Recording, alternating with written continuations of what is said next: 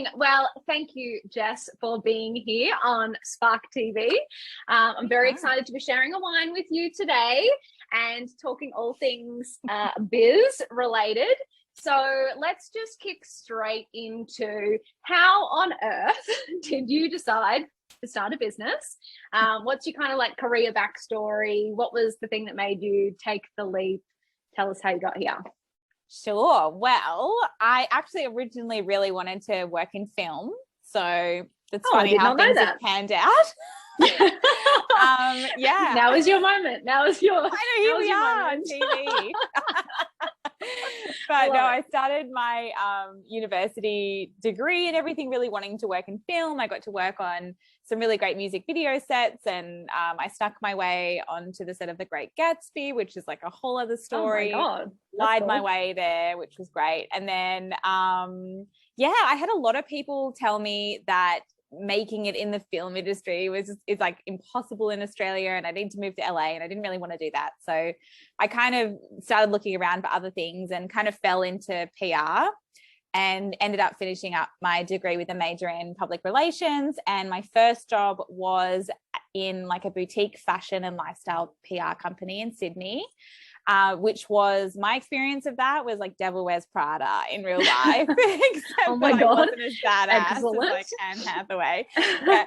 So that was interesting. And I remember just having that moment of like, oh my gosh, like I was in such a rush to get out of school and get out of uni and get, my hands dirty and sunken into a career. And then I hated it, and I was like, oh my gosh, this is what I've been working so hard for. This was like, 13-hour days and really low pay. Of course, I was a graduate, so super, super low pay, and I was working stupid hours. So yeah, so that job was interesting, but I learned a lot. And one of the biggest things that sort of started my brain turning with Collabosaurus ideas was that we would pull together media launch events for fashion clients a lot. So we needed to find venue partners and goodie bag inclusions and makeup brands to come in and do some kind of activation and make the whole event more engaging. And it was just such a scramble. And I found that as a junior publicist, this job was often lumped with me, but I didn't have a network. So I was constantly just cold pitching brands. And a lot of people were like, when it came to advice around doing that well, there wasn't really anything around, and it was all about free stuff. Let's get free coconut water for this event. Let's get free XYZ. And I remember going to a Watson and Watson fashion show, which was just for the media, and they'd partnered with Victoria Coffee. And when you arrived, you got handed a Victoria Coffee with your name on it. It was all just very well done. And this was, I feel like, in the days when this wasn't such a norm, at those media events. It was really cool. And influencers were just coming to the fore, like just starting, it was the fashion editors and there were a couple of influencers there. And that was like really cool, whereas these days it's more influencers than there are journalists. But God, I'm showing my age a bit. But so that's did that. It's hardly brazen. Yeah. I need to touch it. But yeah, I remember thinking, wow, this is so cool. And when collaborations are done well and they're strategically leveraged, gosh, they can be so valuable for brands. Like imagine if a beauty brand had gotten involved in this event and done something really awesome together. So that's kind of where it all started. And then I started working in small business marketing education, which is where we would take, and I sound like I'm in a hoodlum because there's sirens going past now. Sorry. That's right. It's very authentic. Very authentic. This is just biz life. Don't worry. Can't help the background noise. Sorry, guys. But yeah, I've worked in small business marketing education where we would take small businesses through a 12-month course as to how to DIY their own marketing. And partnerships were a huge part of that course. But I found that so many small businesses weren't doing them because they didn't know where to start. They'd been taken advantage of in the past, or they were sending out pitch emails that were absolutely terrible and not getting any responses, unsurprisingly. So it was kind of from that job, I was like, you know what? I was trying to find event partners, I think, for our own event. And Tinder was really popular at the time. And I was like, why doesn't something exist that is like Tinder for brands, that can connect brands together for cool events and social media partnerships and things like that? And that's when Collabosaurus was born many years ago. Oh my God, I love this. So it's kind of like the meshing or the marrying of like two jobs that you had with huge problems that no one had solved yet. Yeah, exactly. And it's actually really funny how so many things, you know, both my parents met, they worked in radio. And so I ended up doing radio subjects and stuff at uni and doing a lot of stuff there.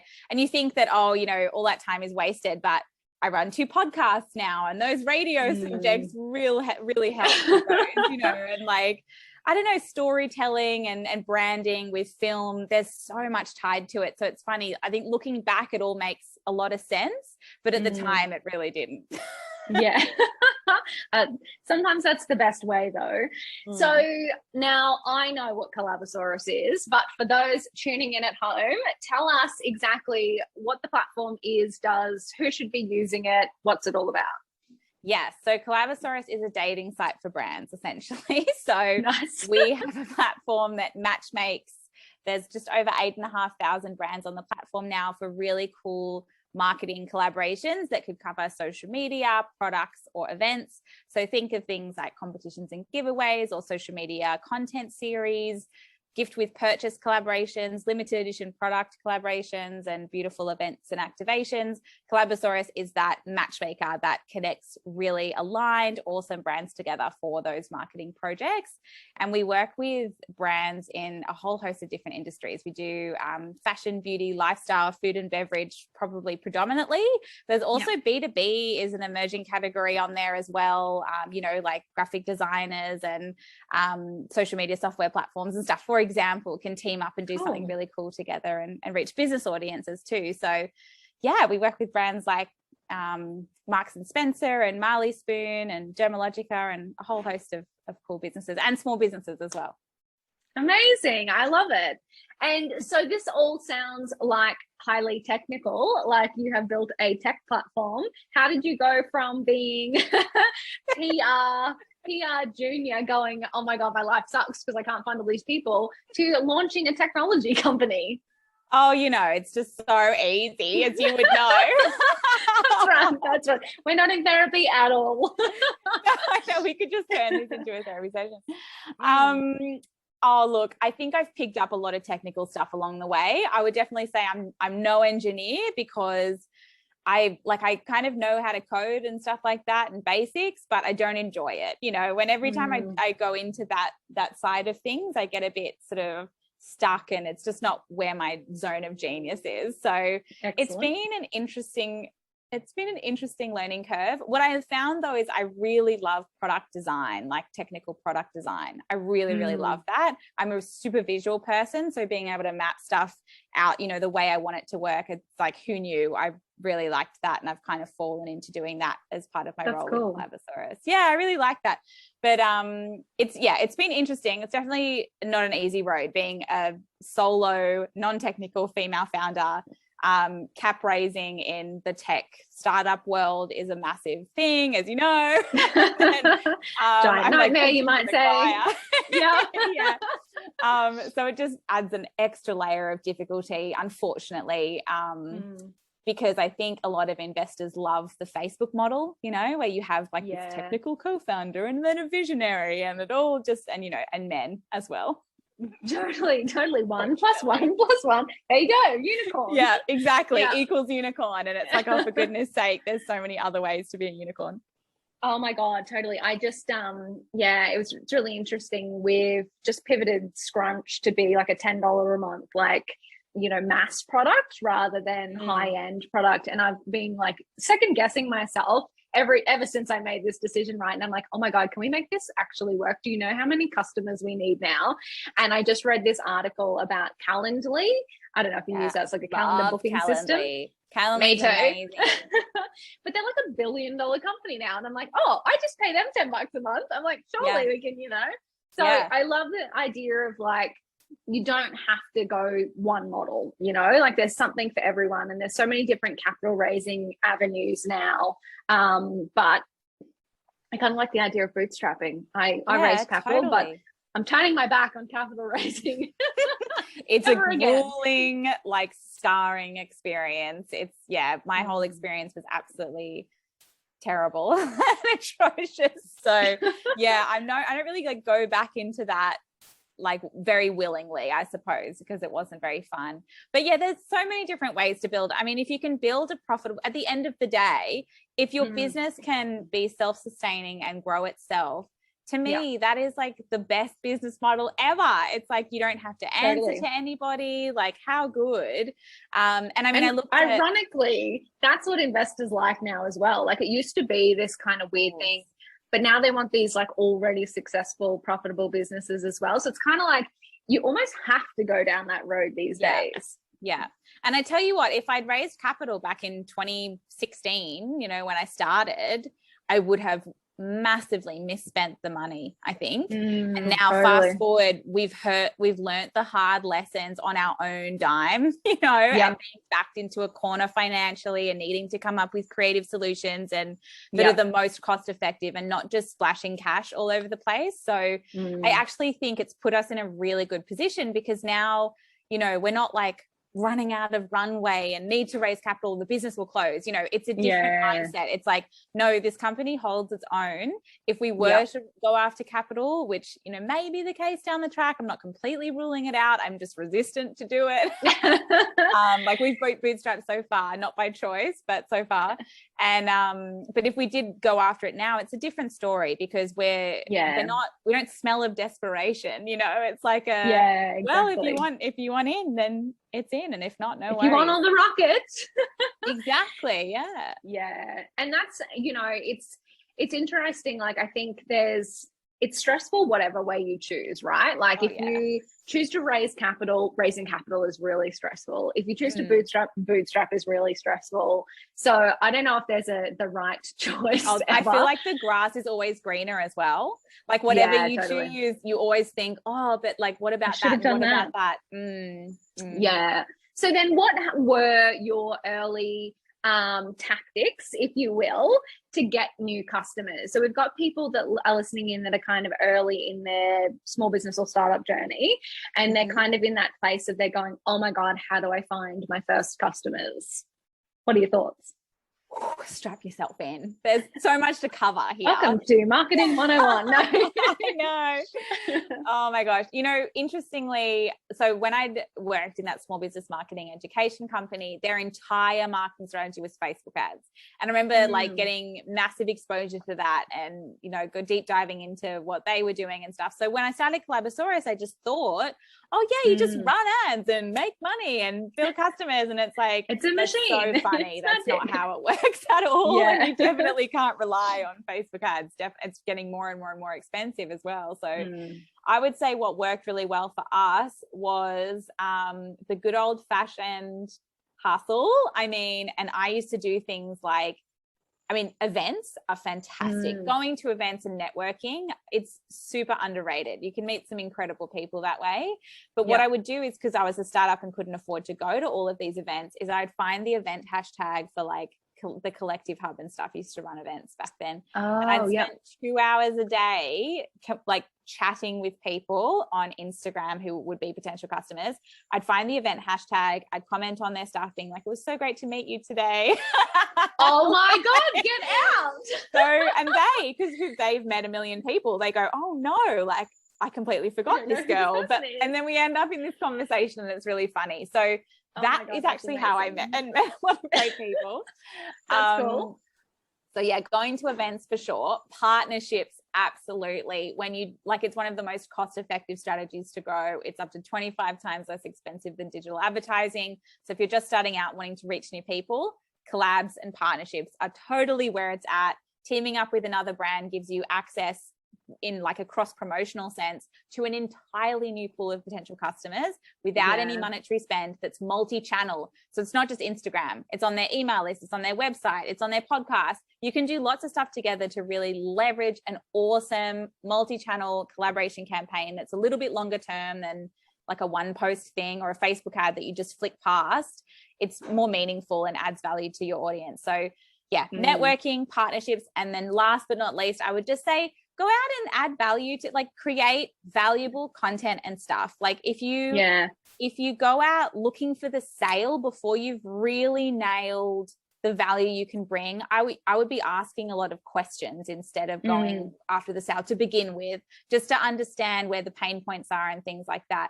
That's something I didn't do. And I started Collabosaurus with the view that, oh, this is a platform for publicists initially. So the whole platform, because that was my experience, the whole platform was full of PR jargon.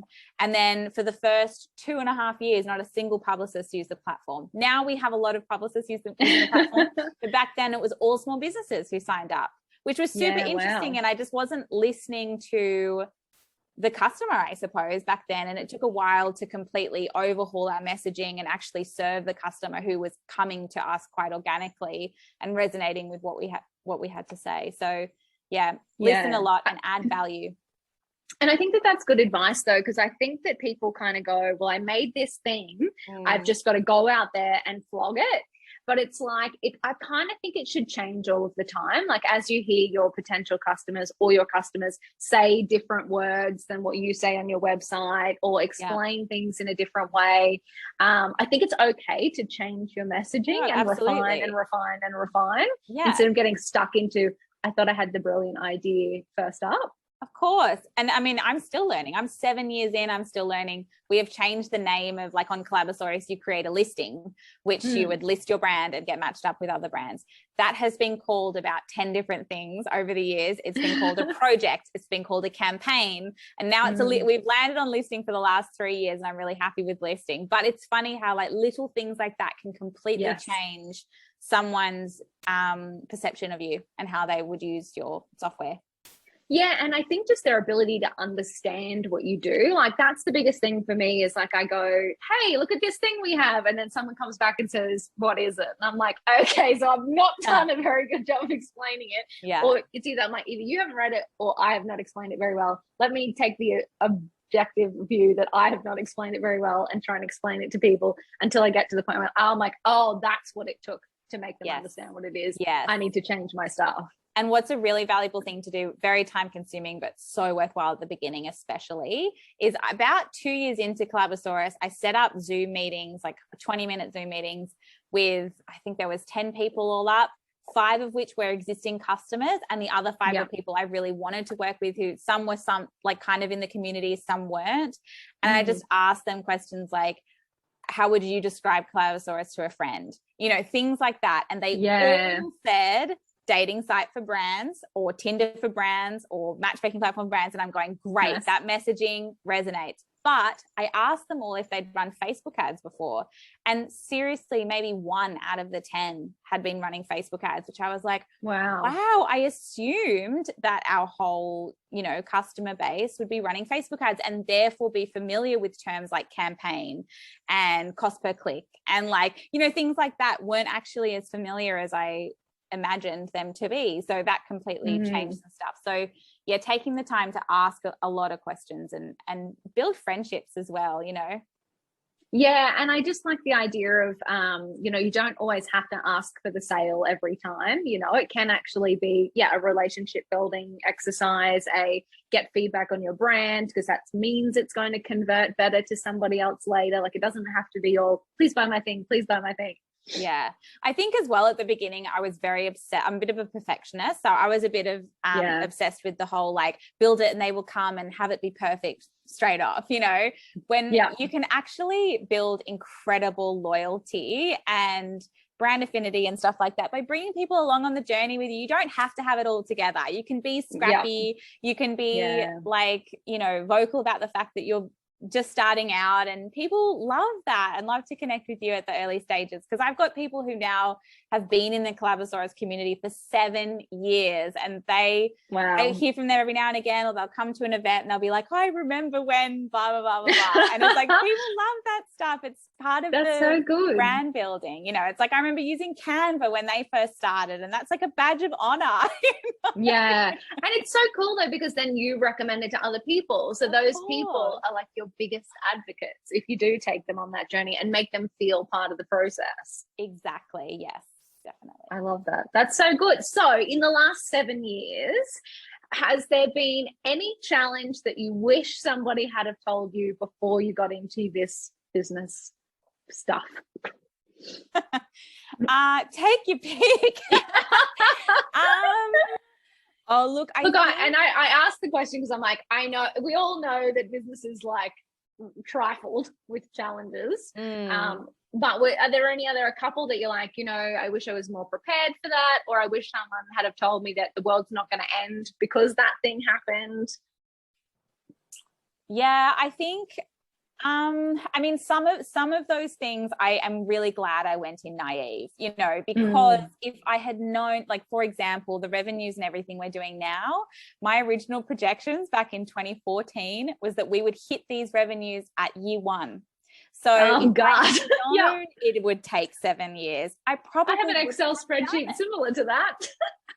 It's so funny looking back, but it's like I probably wouldn't have done it if I had known those things. So it's kind of like, and then also there's other pieces of advice where people are like, oh, managing people's the hardest thing. And I remember thinking, yeah, like, how great will it be to have people? Like, and then you get there and you realize, I know what they mean now. Like 90% of my time is spent on developing great people and hiring people and performance managing and like all of those things that, I just didn't expect my role to become. So I don't know, it's just like learning along the way, I suppose. But probably the biggest thing I wish someone had really like shook me over was that cap raising thing. I thought I needed to raise capital because it's what everyone around me was doing. I wasn't really doing it for the right reasons. And I thought the only way to succeed and the only way to grow was capital raising. And so I let that whole experience get so tied to my own personal self-worth and ego that when it all didn't work out over a 2-year plan, I was left absolutely broken from it all and thinking, was this idea even worth it? No one believes in it. Is it shit? Do I need to just close it down? I'm out of money. This isn't going to work, blah, blah, blah, all the negative self-talk. And then it's like little things happen along the way that it's like, actually, if you're growing and your customers are loving you, it's like, to hell with an ex-banker who has never been in the situation where they would need Collabosaurus or like no marketing at all. I was listening to people's feedback and input and advice when they were coming from the wrong lens, and I shouldn't have paid so much like heed to those opinions. I remember someone saying to me, if you can turn Collabosaurus into a platform that's really valuable for like insurance brokers and do it for the insurance sector. And I remember taking that feedback on board going, okay, like how can I workshop this for the insurance? And it's like, no, like it's just the wrong person. And I need to just go, no worries, like move on and try and find someone good. So I think that whole cap raising thing, you don't have to do it. Definitely don't have to do it. Don't feel like it's that or nothing. There's so many and do you think about the time that you spent, like the 2 years that you you ever kind of go, what if I had spent the energy on just keeping on going and keeping on building? I know, but it would have been a seismic mindset shift because my whole view of how Collabosaurus was going to grow was dependent on raising a ton of capital. I hadn't actually considered, okay, how can we get cash in the bank now to help XYZ sort of thing. So once that changed, and it took years and years and years to change that mindset, I think. And there's still definitely moments where I think, if I ever look to exit Collabosaurus, in years and years time, it's like I'd want revenue to be at a certain point so that it's all been worthwhile for me. And to do that, maybe I do need to raise capital, I go back and forth with that all the time. So I don't think I've got it all worked out. Definitely not. Well, and I guess though as well, we've talked about growth and, the fact that there are different options and that bootstrapping is a very real option for growing a business. But interesting about exiting, I kind of sparked the thought as well that it's like, that means you have the majority ownership in a business. And you think about other people who've raised capital who are diluted and are working for shareholders, me, and it's you kind of look and you're like, okay, well, the amount that we need to exit for now based on what shareholding I have, you sort of starts to change your view and perception of how hard you're working, how big it needs to be. And, I kind of think to myself, whether having a majority ownership would be, I don't know, a little bit more palatable for the amount of time and effort that I put in. Grass is always greener though. Yes, yes. I look and I go, oh, wouldn't it be great to raise capital and have a board of people I can lean on and stuff. And so I've tried to find other ways that I can get, advisors involved and things like that. But look, I think I am really happy that I'm in a position right now that it's like I have 99% ownership of my company and 1% is with our senior developer who I adore, and he's been with me for ages. So I don't know, but you never know what's going to happen, and the market changes all the time. So who knows? Yes, I love it. So, okay. So we talked a lot about biz life, and we had a giant chuckle at the start of the call about how we step aside and self-care, hashtag self-care. I guess the thing is, a lot of the people that are listening are business owners. So burnout is a real thing. And, the last 2+ years has been incredibly stressful for a lot of people. Do you have any, and look, it's going to be different for everybody, but do you have any words of wisdom or insights into how you kind of step away from the business and look after you so that you can potentially be better in the business? Yeah, I think, the first one's really boring, but it's sleep. Like, sleep is my number one thing. If I don't get enough sleep, I'm no use to anybody. I'm cranky. So if there's one thing I do know I am good at, it's making sure that I just sleep if I need it. So like this morning, for example, I slept in because I did not sleep at all last night. Sometimes I'll work really, really late as well. Sometimes I'll work through like 1 a.m., 2 a.m.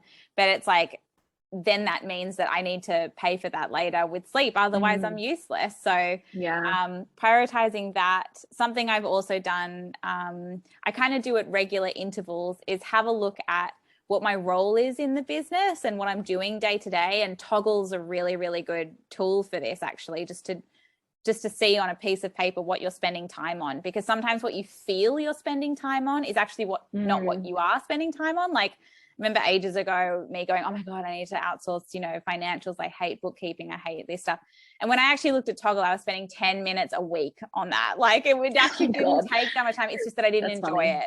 But I think looking at what you spend your time on and then sort of reassessing what you enjoy, like you build a business so that you can actually work on stuff you really love doing. And the admin stuff side of things kills my soul. So I'm often stepping back and going, okay, what's killing my soul and making me drag my feet and procrastinate on things? And is there any opportunity to rejig things or outsource a particular task or take on something else and then, swap that out so that I can spend more time working on stuff I actually really enjoy? Because when I do work on stuff I enjoy, the business grows. Shock horror, even though you think that, it has to be you and no one else, and letting go of stuff is hard. Yeah. Well, and it's really good advice, because I also think sometimes we do spend time on the wrong things.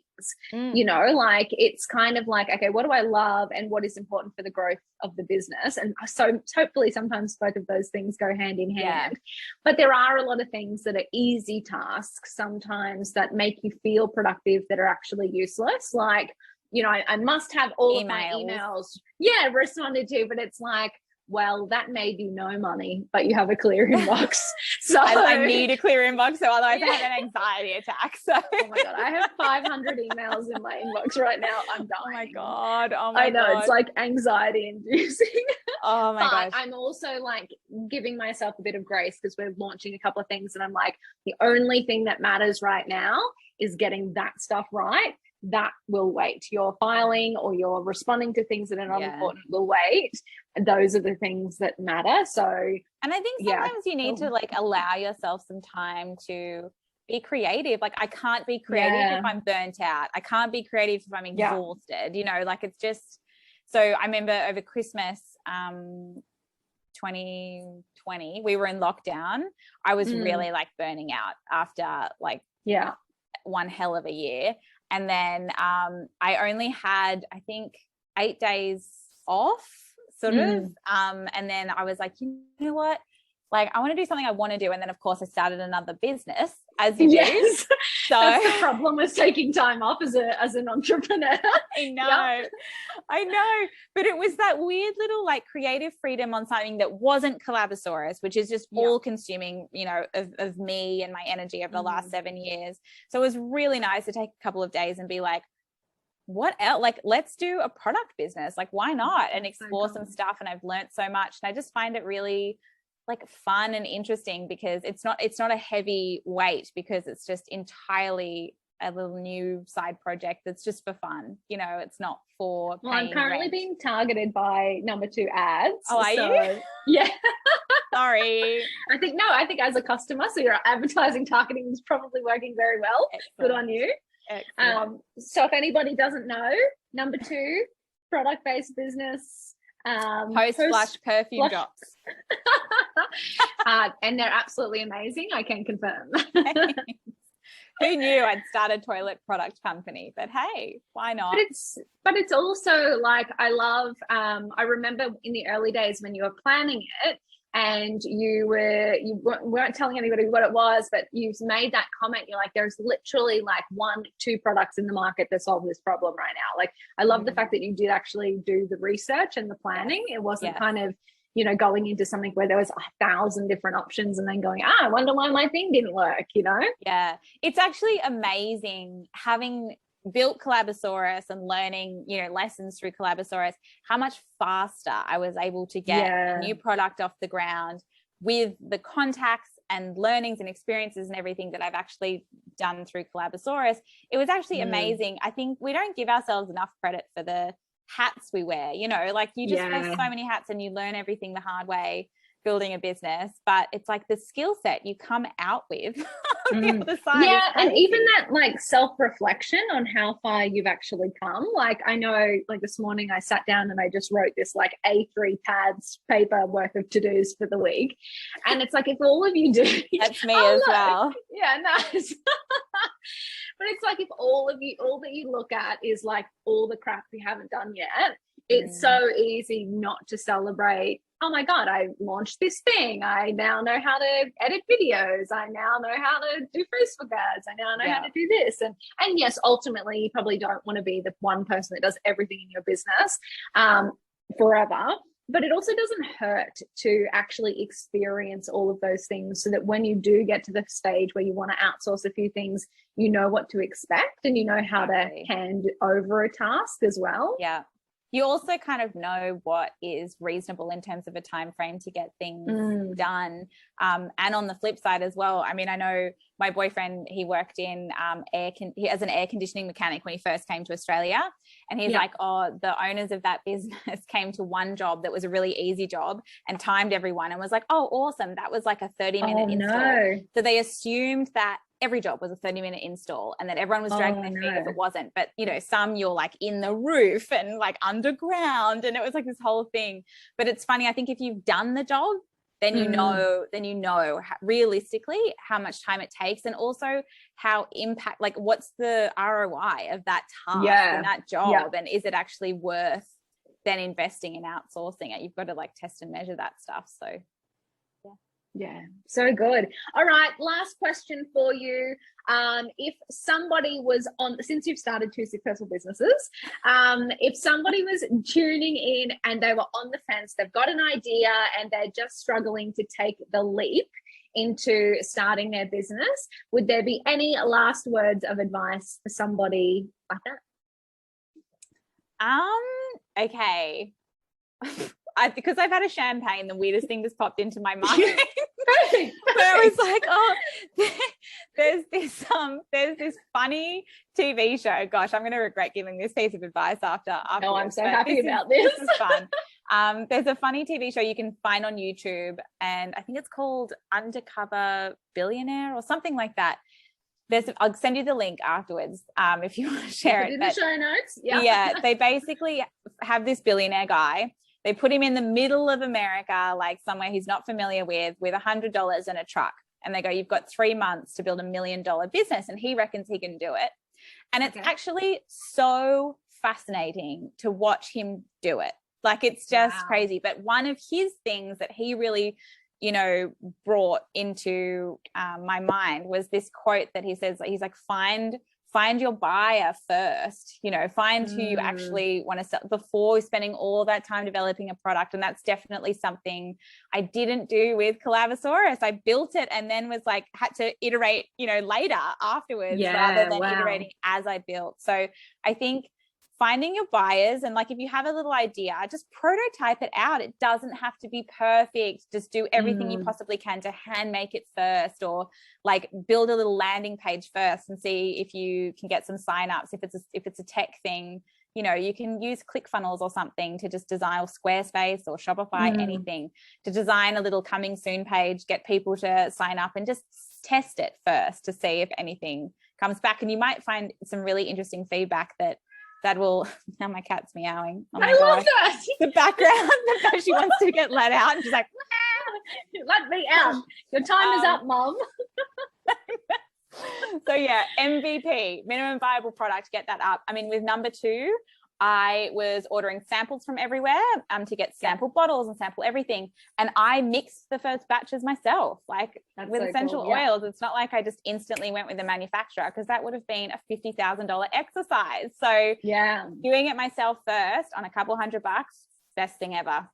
That is, I could not agree with you more. I have spent and wasted so much money on like highly technical things and like custom built websites and blah, blah, blah. And that you can't change because somebody with an engineering degree built it. There's nothing like, like literally in a day, you can set up a whole Squarespace website and contact somebody and say, will you buy my thing? Without like investable, like the Squarespace subscription is like $30. So with $30 or whatever it is, you know, you can literally get up a brand, get up a business and find out if someone will pay you money. I love it. That's the best advice ever. You're amazing. Thanks. You sure you don't want to stay? Like keep giving me compliments for the next hour? Only if cats get involved. She's so loud over there. I hope you can't hear her. No, I only heard the one, so it's okay. Oh, good. It's so funny. The flu. I love it. She wants to be involved. Well, she is a celebrity. She has a lot to say. She takes after her mum, so. Oh my God, that's so good. Well, thank you for sharing your infinite wisdom with the Spark community. I'm sure that everyone would have got a lot of value. So appreciate you spending your time, and cheers. No worries. Cheers. Thanks for having me.